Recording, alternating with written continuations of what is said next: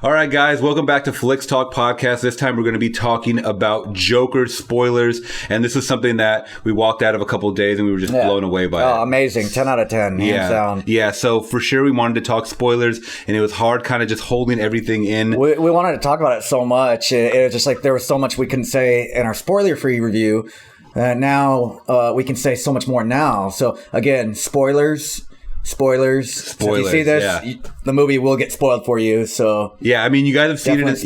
You guys will see it in the title. It says spoiler talk. So I mean, if you clicked on it by accident, now's your chance. I'll give you 5 seconds to back out. But make sure you guys, make sure you guys like and subscribe for more content like this. All right, you guys have been warned.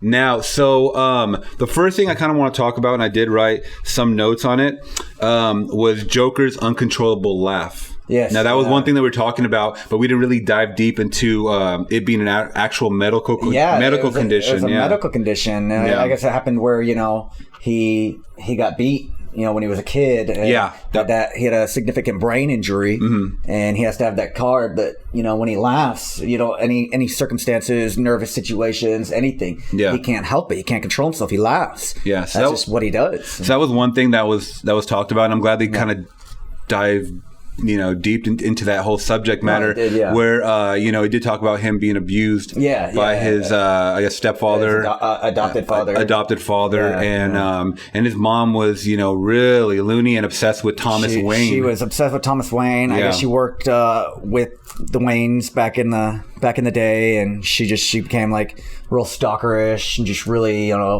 obsessive, and like she was just a compulsive liar and believed her lies, and it just went out through the whole film, and she was just batshit crazy, basically. And unfortunately, her son Arthur Fleck, Joker, got the brunt of that. And that's kind of why he was that really led to it. And I think that leads to just a lot of kids in general that get abused or anything that happens really bad at a young age, as they grow up kind of holding on to that. I mean, I don't of course, I mean, it's to be traumatizing. It's traumatizing. So it comes out and just in a violent nature. And I mean, we get to see. I wrote here that they did talk about. I just saw on an interview right now. He said he lost 52 pounds for this role. Yeah, he lost so much weight. It said it just. He got a disorder, just losing all that weight and losing that weight fast. It was just like when you see him in certain parts, he's like laying down like this, and you just see all his ribs, and you just see everything. And especially that scene where they show him like stretching out the shoe, the shoe leather. He was stretching it out. You see his ribs on his back, and it was just like you see his spine and. But that really adds to the whole, the manic side of it, kind of like The Machinist when we saw Christian Bale. It was kind of added to the whole grittiness of him just smoking, and it was coffee, and that's all his diet was. Really and there's Mochi, by the way, guys. So he's part of the show now too. By the way, quick side note: this is our first podcast, first genuine podcast in the flesh, man. In the we missed it. We missed it. That's gonna be on the cringe. That's gonna be on the cringe catalog. There'll be plenty more blooper fails. For sure. But man. So it's good talking this with you, man. It really is. I'm glad. I'm really stoked. This is like the highlight of my days, for sure. This is like an outlet, talking movies. I mean, talk movies, and Jeremy watches so many good retro movies that along with the good movies, the newer movies as well. Yes. So he's a huge database right in his head of just names and just movies names, in general. A lot dates. So he's gonna be showing me a lot of things that I haven't seen at all. So. I grew up. I'm a big movie nerd growing up, and I grew up in a lot of John Carpenter, George Romero. Just all the classics and stuff like that. I like any movie generally, but those are kind of what I grew up on. Like a lot of the anti-heroes. Like that. And you're just showing me the Batman Beyond. The animated. That was called Batman. It was just Batman. Batman the animated series. Later, and I had never seen it, guys. So I know a lot of you guys could crucify me in the comments, but I was watching X-Men, Spider-Man, Spider-Man. Those were great. So and I actually got to the first episode and it was excellent. And I'm definitely gonna watch more. So good. So good. So speaking about about on the Batman, I mean, the whole killing of the Wayne family at the end, there's a tie-in that we saw from the 1980, is it 89 version? 89? I'm pretty sure it's 88, 89. Yeah, so we got to see some of Joker's... So this was kind of like Joker's followers before Joker even knew he had followers. Exactly. This is where he, came, and he was, towards the end of the movie. Yeah. And this is where he gets that...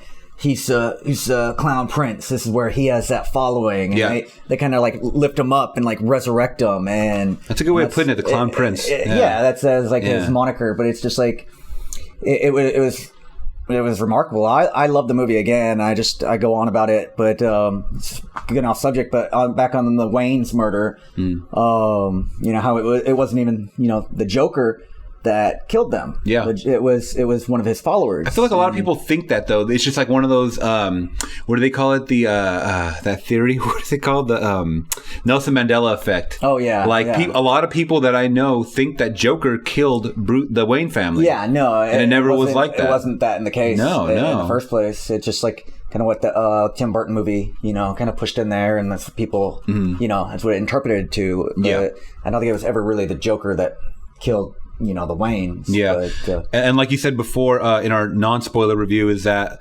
instead of falling in like a vat of acid or some kind of different way. Yeah, it wasn't Batman that made him. It wasn't acid. Exactly. It was society. So we kind of got to see that build. And this was a build that was happening for many, many years. Years since he was a little kid. Yeah, the movie starts off of him seeing his psychiatrist. He's talking to us. And that's another thing. It's like he's talking to one person that, he's looking for help.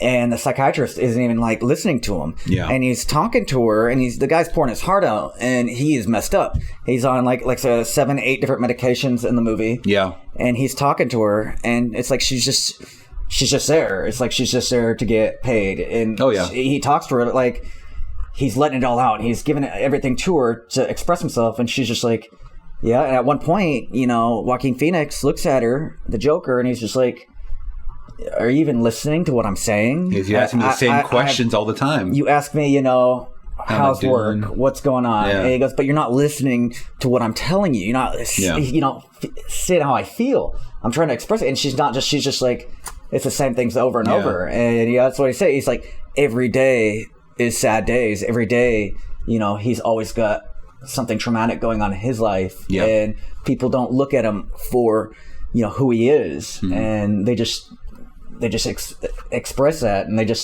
he can't have anything to express or tell anybody, and it's just and that was part of it. And then another part is he does have a journal as well. Another thing I just kind of popped in my head where he kind of writes down all his thoughts. He does. He does say initially that he writes like his comedy bits in there, joke book journal. But when we go through, and this is another thing that we didn't touch on. I don't think really many people touched on it. When he goes through the books, there's a lot of sexual images. There's pornographic images on there of naked women that he cut out from magazines and whatnot. Yeah, and we just kind of get a quick glimpse of that. Yeah, you get a glimpse. Doesn't show too much or anything. But. Yeah, and I don't want to go too much into the incel type of thing, because there's a whole thing of why people were scared to kind of go out to the movie theaters and see this, because there is a large community that say that they're kind of being held back from society sexually, I guess. And I won't get into it. You guys need to Google it. Yeah. But that could have been part of that whole booklet that he was going through. I mean, there was the images and then, of course, the thoughts of suicide, of him always continually talking about killing himself or holding the gun to his neck and his head. And then there's that reference, Zazie Beetz does a head blown out type thing. He goes back into her apartment, and she's like freaked out, and then he does the whole thing again, and so that leads into the whole delusion factor. That's the big twist. The big twist in the movie. The big twist that made me go, I was like, oh shit! It's like it was a Fight Club. Fight Club came to mind right there in that scene. Amazing Fight Club. Yeah, it's like he's going out with her. Was it the character Sophie? Zazie Beetz. And he finds this relationship with her, and he's happy, and they're smiling, joking around. They're in love. Mm-hmm. You feel like that love between them both. And then what was it, like a little more than halfway through the movie, third of the movie, it comes to the realization that he ends up going to her apartment. He just walks in, and she walks out, and she's just like, oh shit, what are you doing? Please, I got my daughter in the other room. Yeah, and she has no clue who he is. And then it does that flashback of the parts where they're earlier in the movie where they're at the diner, where they're hanging out. It was all just imaginary. I think that scene where them actually showing that it was all imaginary, kind of, it needed to be in there for people that didn't get it immediately. Yeah, because I could have done without it. Yeah, I put the pieces together. I was like, okay, this didn't happen. But as soon as she just her initial reaction, like, please, I what are you doing? I don't, I don't know you. And she had that genuine fear. Yeah, because at first you think it's like sweet, like when he goes in there, and I was watching the Chris Stuckman, the interview I was showing you, where the guy has a sweet setup in the back of the DVDs. Yeah, it was really sweet. He even mentioned when he first saw it, him, kind of going in for the kiss with Sophie. He was like, "What? This is not Joker-ish." Totally. So it has to be, let me turn this down really quick. Yeah. So it had to be like some kind of twist or something going on, and ultimately it was just kind of his life, I guess, putting the pieces together of who he wanted to become, and he was becoming Joker. He was becoming Joker. So he was almost taking what he wanted, doing what he wanted. He technically he let his hair down, and then he became the Joker. Yeah, and he didn't have. That's when Joker became the Joker, when he says I get it now, basically. And now this is me. I'm not, because he can live off his anarchy and just drive to, just being just full out nuts. Yeah, full on nutty. And but amazing character, amazing acting, directing. Todd Phillips, like we said, did comedies, Old School, New Date, Hangover, and it was such a weird shift. I mean, not weird. I mean, it's a different shift, but the way he just blew up into it. It was like he was almost like a first time director. And that was really, really awesome, and just how it shot and the cinematography. It was amazing, and I really, really enjoyed it. And Joaquin Phoenix, he did amazing. He deserves an Oscar. He was excellent. Perfect for the role. I mean, once I saw the initial photos for it, I don't know if you remember seeing there was like initial mugshot of him just kind of like looking in the camera. Yeah. And I was like, okay. I was thinking of the direction. You don't know what to think. And then when you see him in full makeup is when you were like, this is going to work.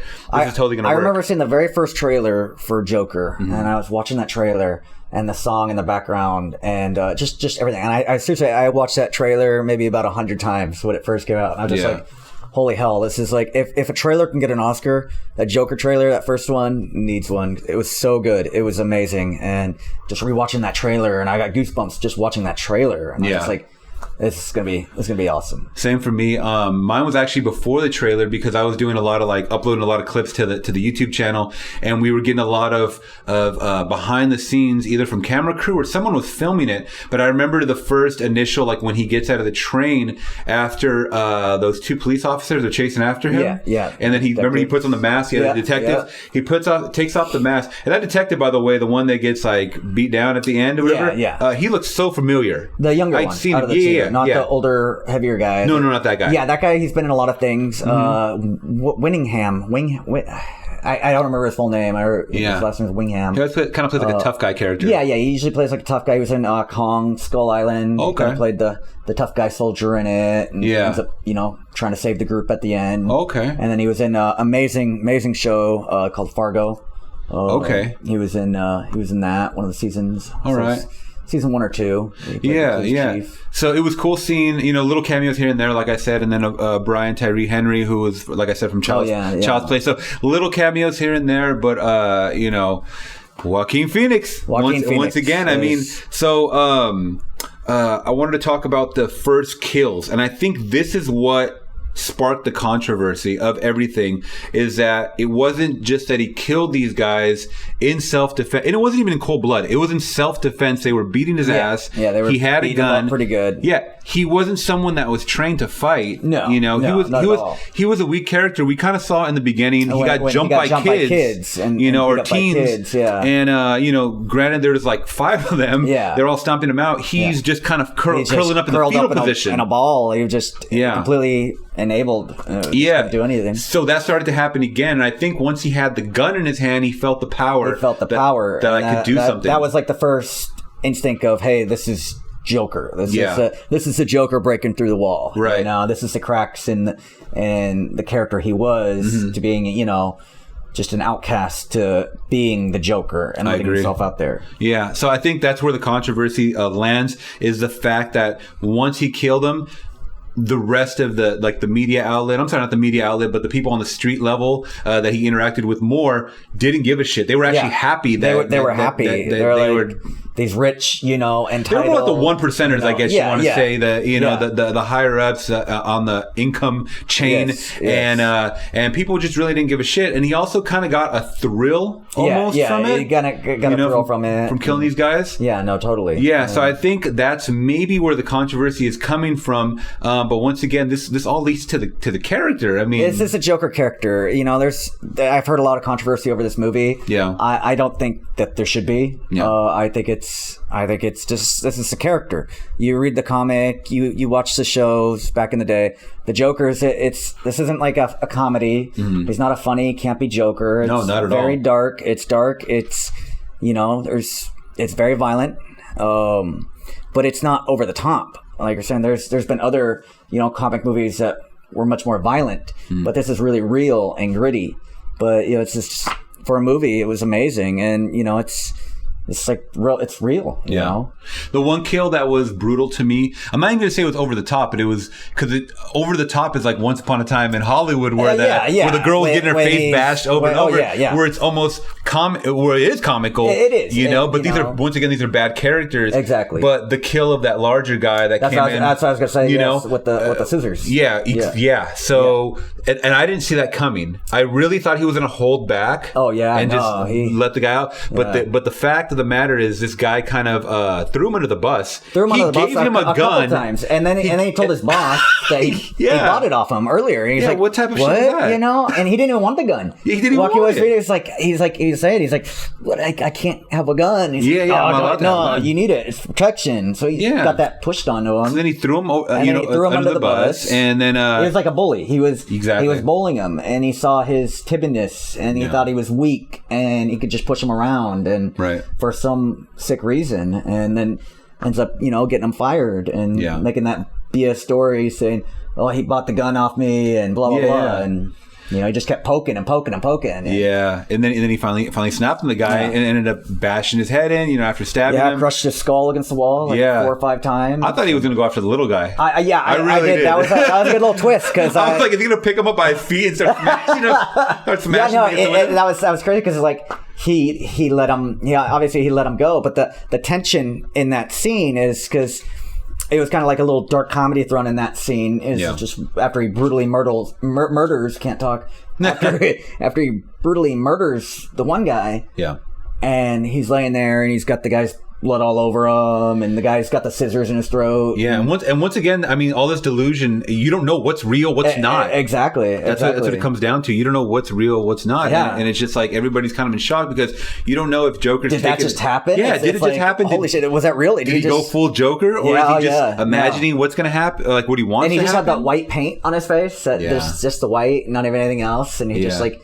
And it was gnarly. That was actually more creepier than the actual paint. That was really creepy. Especially with the real lanky body and stuff like that. Exactly. And then when he's laying there, and the guy's got the scissors in his throat, and the little person, the little guy, he's like, "Get out of here."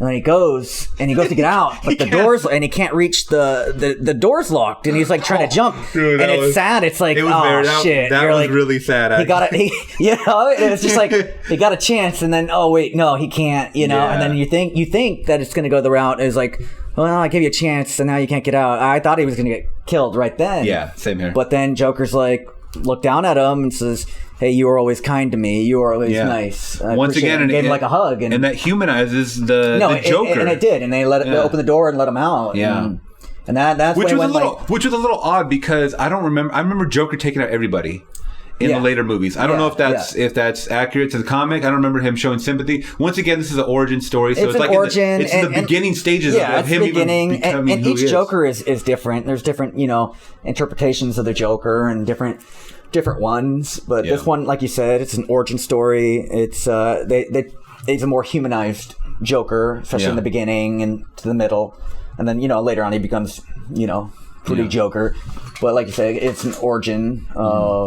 You know, so he does some pretty, crazy stuff in the comics and in the old Batman series, animated series, Mask of the Phantasm. Yeah. I was telling you, it was really good animated Batman movie, cartoon. Okay. Really good. My personal favorite, Mark Hamill, Joker. Oh yeah, Mark Hamill's great. He is so great. Voice acting, everything. Voice acting, yes. Yeah. Awesome. So it's like so we have all that. We have his visit once he finds out that he was adopted. We don't find out he's adopted yet. Actually, when he goes to go visit Wayne Manor, and he goes to actually visit Bruce Wayne at the gates. Yeah. He sees Bruce Wayne. He sees Bruce Wayne, and he kind of goes, "Hey, Well, he thinks Thomas Wayne is his Wayne and his father, and Bruce is his brother, younger brother, and he puts when he put his fingers in his mouth. Oh right. I was like, this is getting creepy. Yeah, that was a little creepy. But he comes out with the clown nose, and he's just trying to make him laugh at first, and then when he did the whole smile thing, that was a little creepy, and then I guess the butler came. I don't know if it was Alfred or. No, I don't think it was Alfred. I think it was just someone that worked there. But I think him doing that was kind of him putting his guard down a little bit because he started to feel like emotion, like maybe I do have a family. Yeah, exactly. And then that was a lie that his mom, fed him his whole life. That she didn't even tell him. Yeah. He didn't even know. He ended up finding out that. He was obviously adopted later, and that. Well, there's a lot of theories though out there that some people think that he was lying. That Thomas Wayne could have been lying. That he could have been the father. Yeah, he could have been the actual father. But because I guess she was so, she had so much mental instability, is that he didn't, want to be with her, and then he didn't. Of course, didn't want the child. It's hard to say though. It's like because they did have the when he went to the records place, he did find that adoption. Certificate. But don't you think like a man like Thomas Wayne could like fudge the documents? Oh yeah, especially like somebody that's such prolific and high powered, and they can be like. It makes you really think. It does. There's so much that could happen. Could go into stuff that does happen, like that, and it's crazy. Like you said, somebody that much power, and there's no limits on what they could do. That would turn the series on its head. I mean, if we found out that Bruce Wayne and I thought that's what Arthur Fleck were brothers, it would be like, whoa, what? Well, yeah. Like, oh my god. It's just crazy. It's because they're the biggest, rivals, biggest nemesis, and like comic book history, in my opinion. It's just like Batman, Joker. When you think of Batman, you think of the Joker, vice versa. And they're the greatest nemesis ever. Like the verses ever, and. Yeah, I mean, there's so many versions of it, like you said, and the picture I was showing you earlier with what's his name, Caesar Romero, and the old Batman series with Adam West. Yeah, that was I totally forgot about him mainly because I didn't grow up, watching the TV show. Okay, so I mean, but I heard he was such a great Joker. As well. Obviously we weren't even alive when that came out, so we might have to put him above Jared Leto then, I guess. Jared Leto. Like I said, I love Jared Leto as an actor. I'm sure there's nothing wrong with him personally. He's a great actor, but geez, the Jared Leto Joker was the worst thing I've ever seen. I wanted to just. And I had people on Facebook the day after we posted our review saying that they really loved Jared Leto as a Joker. I don't know what they're watching. It's not happening. Like everybody has their opinions, but. Like I said, my strong opinion is just like he was the worst. It was like a Joker that was just. It was like somebody imitating the Joker, and he had his like damaged tattoo and a gold grill, and I'm just like, are you damaged, man? Do you need to have a tattoo that says it? Because that's not Joker. You're not being Joker right now. That was much, and he's all like got a shirt off and his chest tattooed up. The gold teeth, like he said. Oh God, what the fuck is that? What went on in the writing room? And we're just like, who thought? Hey, it'd be really good for a Joker. Have him have little trashy tattoos on his forehead. Yeah, and have a gold grill. It looked like he was coming out. Like a rap album or something. Yeah, no, it totally did. Like if I saw that Joker, I'd be afraid. Like, not for my life, but I'd be afraid. Like, hey, dude, you're not gonna like what are you doing? You're not gonna like grab me, are you? Right? But like when I see the Joaquin Joker and the Heath Ledger Joker, I'm like, you're like, oh shit, these guys could stab you at any second. These guys that just comes down to good writing, good acting, getting into those taking roles, the character, of course. And just making it, and that Suicide Joker was No. Ooh, negative 0. Yeah, it was so bad. Definitely negative. Bad movie too. So did you have anything else in your notes? Because I have a couple of fan questions. Well, from pretty much some of the Flix Talkers. Covered all my notes. I didn't really have that many. I'm still old school. I still use a paper and pen. I'm over here on digital on the tablet. I know, it's like night and day, you know. No worries. It's all right. But let's see. So someone did ask a question, because I did put up, if you guys have any spoilers, let me know. In our Instagram, make sure you guys are following me on Instagram at Flix Talk, FLIX Talk. Yeah, it's all Flix Talk, baby. So someone did ask the question, did he kill the woman at the end of the movie? That was something we were talking about earlier. Yeah. Because we do kind of see him walking down the hallway. He's got blood on his with shoes. blood on his shoes. But once again, and I was even talking to Laura about this, my girlfriend, we were kind of going back and forth. Did he or did he not? Was it a delusion? Yeah. Was that whole scene running back and forth away from that was kind of like... Yeah, that was a little goofy. That it was was almost like goofy. a Scooby-Doo. That's why it's like Benny Hill. I thought the Benny Hill... I can't do the music, but you know what I mean? They're running from room to room. Or like back and forth. Scooby-Doo, like they open the drawer and then they come out the bottom. Oh, yeah. Yeah, so that was kind of like, it kind of left it up to your interpretation a little bit. For interpretation. Yeah, sure. But I'm going to say he did. I think I'm going to say he did kill her. I don't know how he would get blood. I mean, he didn't have any instruments, so... Who knows? With his hands, he somehow gouged her. Maybe he was cuffed, wasn't he? Maybe was he?